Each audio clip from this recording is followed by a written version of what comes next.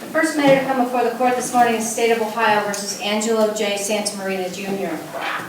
The state has waived oral argument. The appellant has up to 5 minutes to present this morning. We've read the, I'm sorry, I said 5, 15.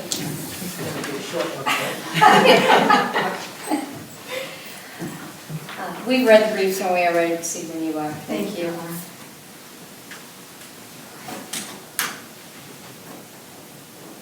May I proceed? Yes, please do. Good morning, Your Honors. My name is Attorney Sarah Holbert, and I am arguing on behalf of the appellant, Angelo Santamaria Jr. This is purely a sentencing brief, Your Honors, and in order to review a sentencing case, a court must look to the statute, and the statute governing sentencing is 2929.11, which describes the overriding principles of felony sentencing. And there are two, which is to protect the public and punish the offender using the minimum sanctions that the court determines accomplish the felony sentencing guidelines without imposing an unnecessary burden on state or local resources. Additionally, a court must look through various lenses when considering the guidelines, such as the effect on the offender, including rehabilitation and incapacitation, the effect on the offender and others, including deterrence, and additionally, the effect on the victims and the public, including restitution. And lastly, these two purposes must be reasonably calculated in that they must be commensurate and not demeaning to the seriousness of the offender's conduct and the impact on the victim. And additionally, they must be consistent with the offenses of others similarly situated. Using all of those guidelines contained in the felony sentencing, I believe that this sentence is disproportionate. Specifically, Mr. Santamaria was sentenced to 15 years total. He was sentenced to 8 years on an aggravated robbery, and he was sentenced to 7 years on an aggravated burglary. The court ran these two sentences consecutively. Looking at the statutory mandate that was added in about 2011 through House Bill 86, the language included using the minimum sanctions necessary. Now, I believe, although there is not any necessarily direct legislative intent indicating this, that this was largely in part due to the heroin epidemic that has hit our community, in that many people were being sent to prison, and it was placing a large burden on our prison population. At $24,000 a year, this was certainly a lot. I know the governor spoke to many people about how we needed to reform the criminal justice system to create risk-based sentencing that dealt with this heroin epidemic. And Judge O'Connor, in fact, stated that it's up to judges to not forget about the defendant when they leave the courtroom, that they have to consider the effect on the public in the sense of conserving resources. A 15-year sentence simply is not the minimum sanction. This is a sentence that would be commensurate with murder. This is a sentence that would be more than a rape charge where you could get 11 years. This would be a sentence that's more than a child porn charge and many other terribly egregious offenses. It simply is not the minimum sanction. And protecting the public looks to the future generations as well, Your Honors, in that if we are using resources to house someone that for 15 years will gain no skills, that will be an aged citizen when they get out, that is not protecting future generations. That is not using resources that could be given to schools and infrastructure within our communities. Rather, that's spending on the criminal justice system where we see no hope coming from that. And we have to consider the social safety net that will care for that man when he's out of prison. As a 70-year-old man, he will have no skills, he will be a senior citizen and likely in poor health, and that will leave the younger generations to care for this man. Counsel, let me just stop you for just a moment. In looking at the facts of this particular crime, the trial court noted that while there was not serious physical harm to the victim, that may not have been the case had not the victim been on the phone with the police at the time that your client broke into his home, are we to ignore the potentiality of what might have happened, but for the fact that police were on the way? Well, we certainly cannot ignore it as a society. That's why criminal law exists. No, I mean it as in terms of our reviewing the sentencing, because the trial court specifically pointed to that fact.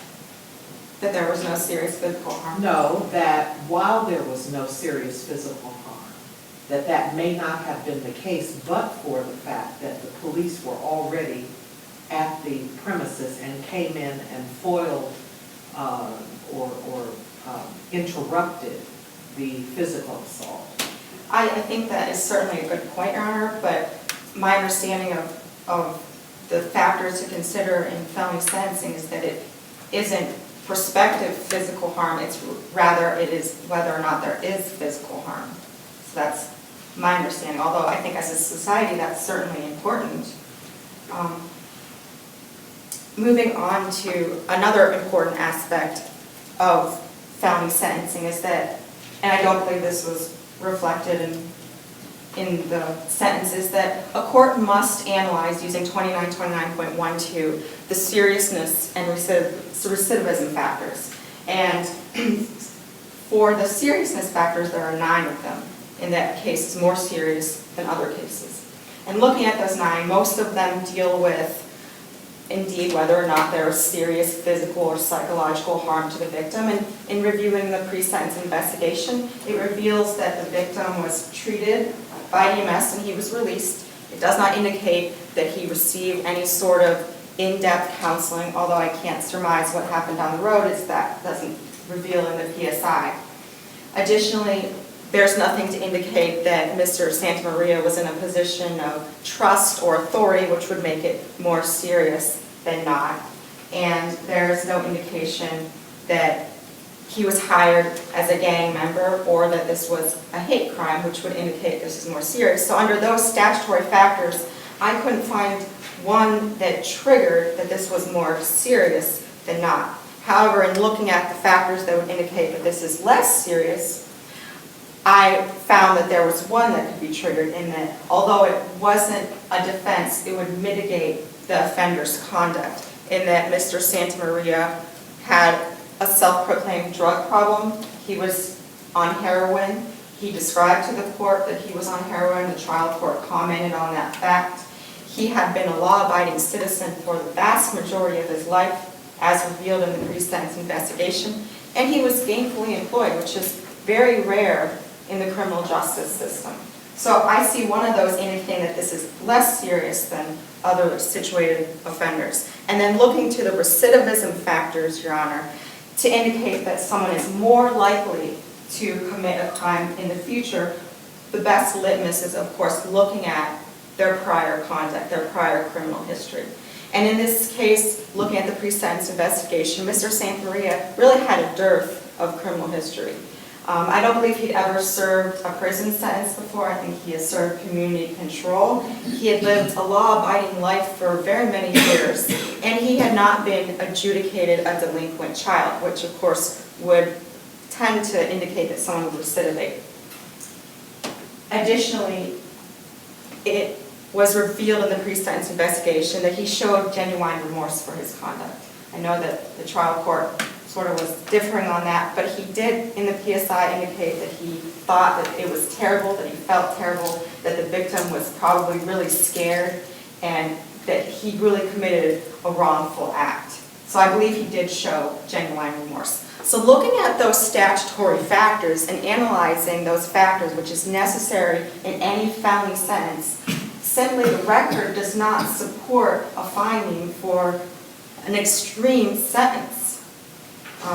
In fact, I would argue that it supports the finding that Mr. Santamaria is at a moderate risk assessment, as he was scored according to the pre-sentence investigation. Additionally, if you move on to the idea of consecutive sentences, which was applied in this case, a court must find certain statutory aspects, that it's necessary to protect the public and it's not disproportionate to the seriousness of the conduct and the danger to the public. And then, of course, they must find an additional finding from the three-pronged subset. In this case, my understanding was that in the course of conduct, that no one prison sentence would be sufficient to protect the public. So I imagine that's what the judge found under that. Simply in this case, again, I think that goes to the issue of protecting the public. That 15 years for someone that has no major criminal history, that showed remorse, and that scored moderately, and is an older gentleman, is simply not necessary to protect the public. That there can be other avenues achieved without imposing this massive burden on resources.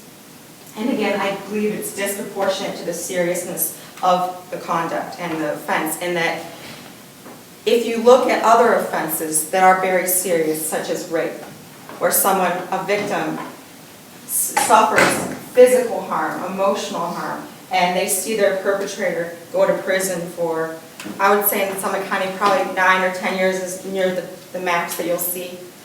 They feel vindicated by that. Whereas another crime, someone earns 15 years and there wasn't that violation of their mind. I mean, there was, but it wasn't a rape, it wasn't their body. That sort of doesn't lend credence to the seriousness of a rape charge or a murder charge where someone can get 15 years and there's a death. That doesn't lend credence to the victims in that case. What do we know from the record the age of the victim in this case? Your Honor, I'm sorry, but I'm not sure it is reflected in the PSI. That's a good question. But I don't believe he was an elder person. I don't know, that's just the sense I get, because I think they would have maybe indicated that. And a lot. I read the court's opinion and I thought it was a really interesting opinion. I believe it was your opinion, Judge Moore, in the last sentencing about the allied offense issue. And that courts often say that aggravated robbery and aggravated burglary don't merge unless they're charged under solely the subsection of serious physical harm. That was my understanding of the opinion that you wrote. In this case, I was reviewing the indictment, and it appears that they did charge under serious physical harm in both the burglary and the robbery, but they also, of course, included a section of having a weapon. So it was the same weapon used in both cases. It was a knife, and they charged under both sections as a knife. So I guess my thought on it being the same course of conduct is if it was truly physical harm, you would have to complete the physical harm in order for both of those crimes to occur, so those would be allied offenses. And if it was truly based on a weapon, you'd have to show the weapon in order for the crimes to be completed. So that would be the same course of conduct, in that it was the same weapon. And I know the court differed in that they said that the animus, the import, wasn't the same, in that Mr. Santamaria went into the home with the intention of casing it out and getting money, and then he saw the victim and the attack began. But I thought about that, and I think that's a good point, but he was also charged with criminal tools in that he had tape and a mask. So obviously he thought about beforehand that there would probably be a victim in there and that he was going to complete the offenses. He had that in his mind. He had the import. So I would argue these are allied offenses of similar import and they should merge for sentencing purposes under State versus Johnson. So in that situation, I would ask for a reversal respectfully. And of course, my last assignment of error relates to the idea of a no contact order. My understanding is that the Supreme Court of Ohio stated recently that community control and a prison sentence could not be imposed jointly. Therefore, a no contact order exists as a community control sanction and is not in parallel with that concept because there is no legislative exception. The court, in writing that opinion, spoke to the concept of truth in sentencing that arose in the 1990s, in that they wanted something that was a definite prison term, and they wanted something that was a definite community control term, and that the legislature wrote the statute so that it would be followed strictly. So that's my understanding of the opinion, and I would ask that the court reverse on that issue, as the court in fact did impose a no contact order. That is the remainder of my argument. Thank you very much for your time, Your Honors. Thank you, Counsel, for your presentation this morning. The court will take the matter under advisement, issue a written decision, which will be mailed to both sides, as well as posted on the Ohio Supreme Court website, which you can link to our website. Thank you. And I believe it's on YouTube.